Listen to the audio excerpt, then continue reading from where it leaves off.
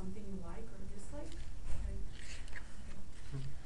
Well, you're not alone. And we all have our likes and dislikes, and mine happens to be the classic rock and psychedelic rock era. And I have two albums with me. This one's The Soft Parade by The Doors, and this one's LA Woman by The Doors. And if you guys don't know who they are, they're basically a very famous band from the 60s and 70s, and the leader, Jim Morrison, is very well known for his poetry and his style and the way he incorporated poetry into music eloquently.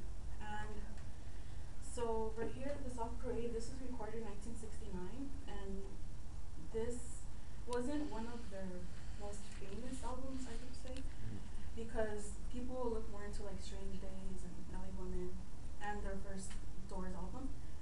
And some of my personal favorites from this one is Tall People and Wild Child, just because of the fact that the sound really captivated me, and the lyrics are very unique and non-late.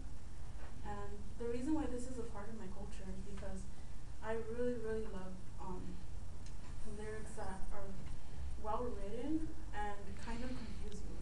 Like you're just like, what did he say?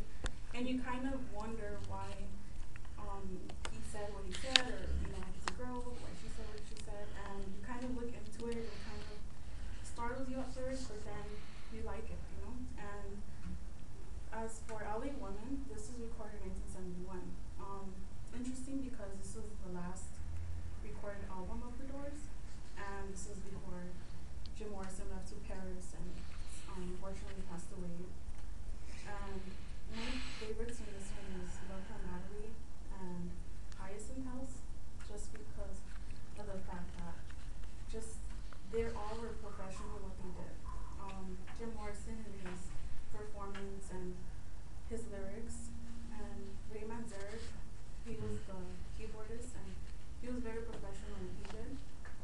And Robbie Krieger, he was the guitarist. Fun fact, he actually he was only playing guitar for 6 months before he joined The Doors, which when I found that out, I was like, whoa, because his guitar solos were very, very spot on. And you kind of just wait for that guitar solo and you're just like, well, what is life,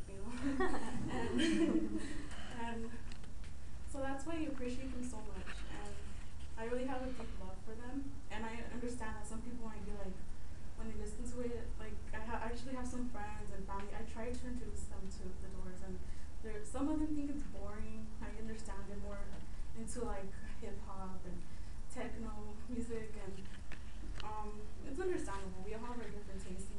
The reason why this is a part of my culture is because I myself write poetry, and I love how this era was an era of peace and love, and everyone like tried to be happier after all the era after the era of the Great Depression, financial struggles and war. A lot of the songs that The Doors wrote were about war and kind of give you an insight on what that was like. And some of their songs are depressing, I'm not gonna lie, but it's kind of depressing that you kind of realize that life is not just about being happy and being go-lucky and all that. And that's what I appreciate, because yeah, some of their songs are about love, but Ray Manzarek said himself that he wanted fans to realize that music is not just about love and finding someone and just being happy. There is also a dark side to life itself and to us, and they explored that dark side during that era when everyone was trying to find peace and happiness, but they kind of made it in a sense where people are entertained and people have a greater understanding that it's okay that the world isn't perfect, and